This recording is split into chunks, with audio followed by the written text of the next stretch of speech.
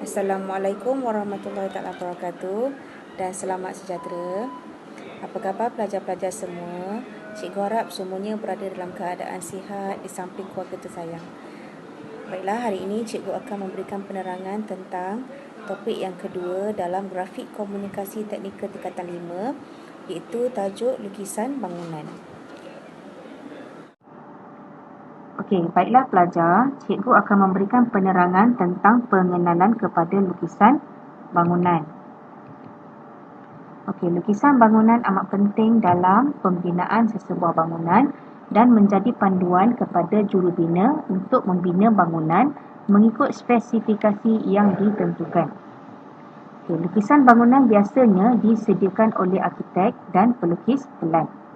Okey, lukisan bangunan dipersembahkan dalam bentuk lukisan ortografik menggunakan simbol piawai seni bina.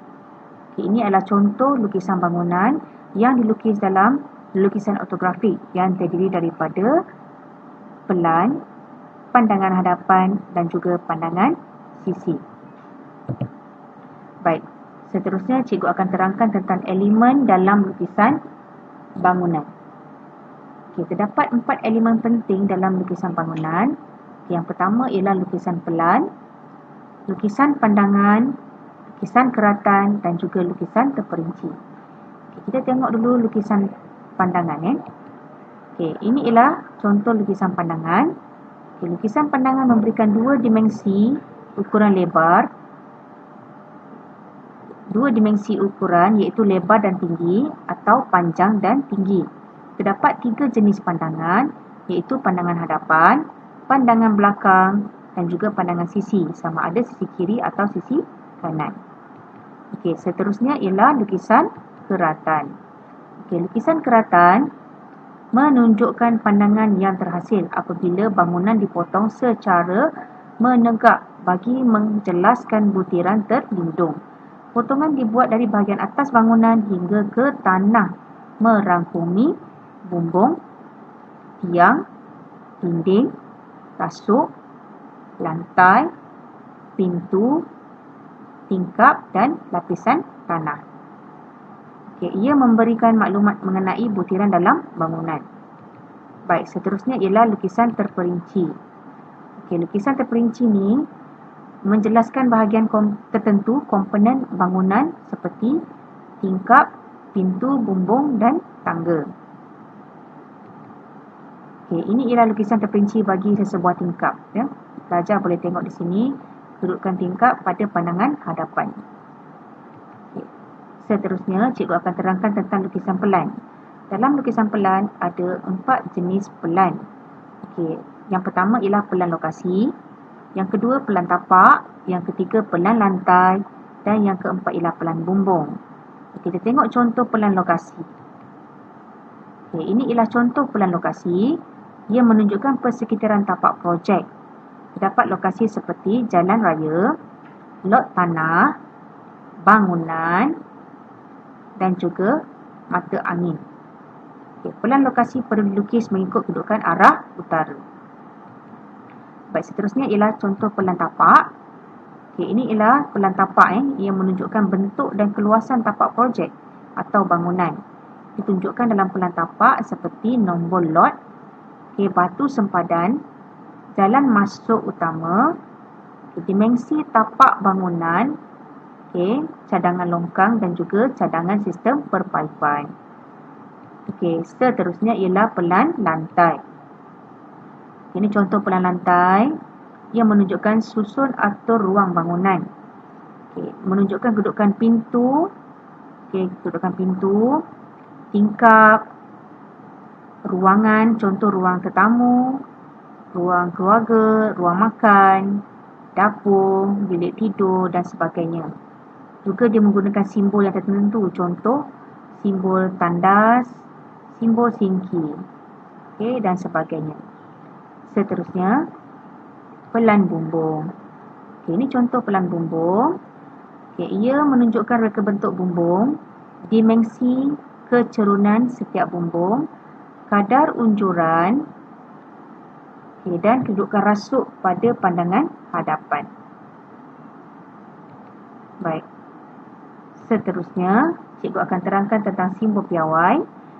Simbol piawai seni bina dilukis berpandukan piawai yang British Standard BS dan Malaysian Standard MS bagi mewakili jenis atau bentuk sesuatu bahan yang digunakan dalam pembinaan bangunan. Biasanya, simbol piawai dilukis menggunakan skala atau mengikut kadar yang bersesuaian dengan saiz lukisan bangunan.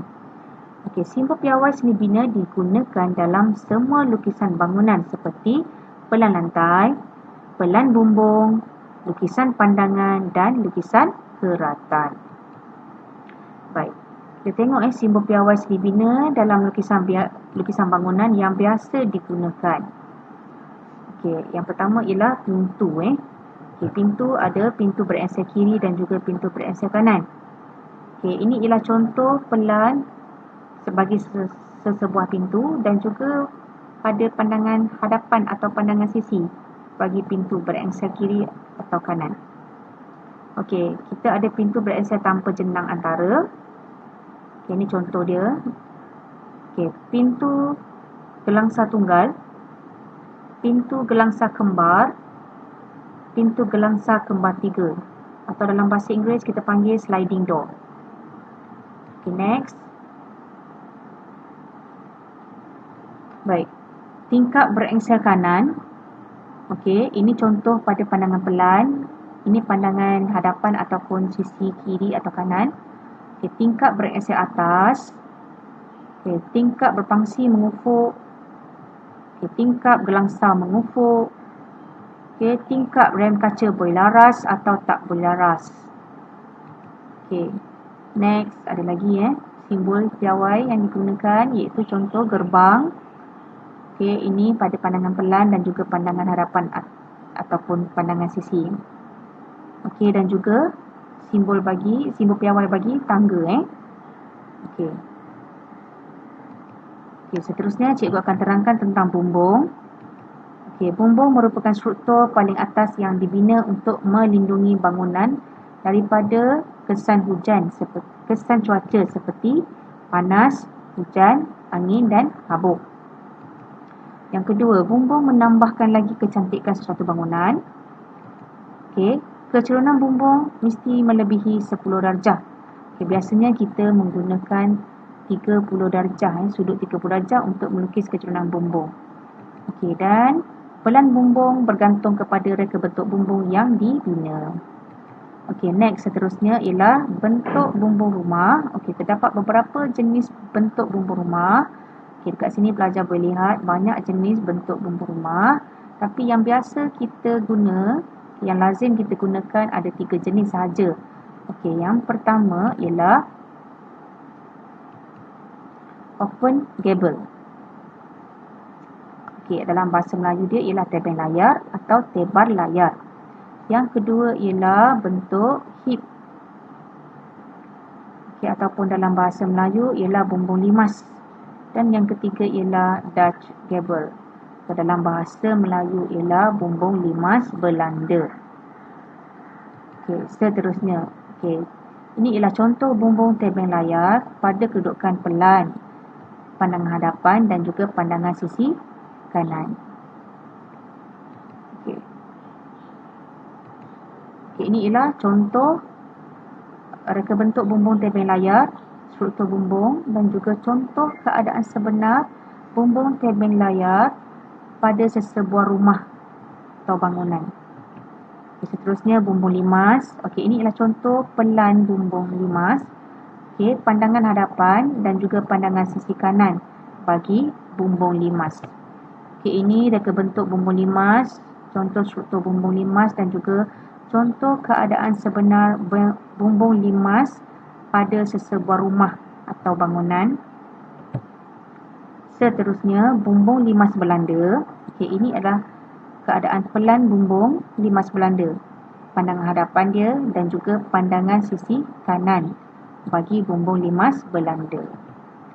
Ini contoh reka bentuk bumbung limas Belanda. Ini struktur bumbung dia dan juga contoh keadaan sebenar bumbung limas Belanda bagi sesebuah rumah atau bangunan. Pelajar, Cikgu harap apa yang cikgu dah terangkan tadi pelajar semua dapat memahami tentang pengenalan kepada lukisan bangunan. Okey, sehingga kita berjumpa lagi. Sekian, terima kasih. Assalamualaikum.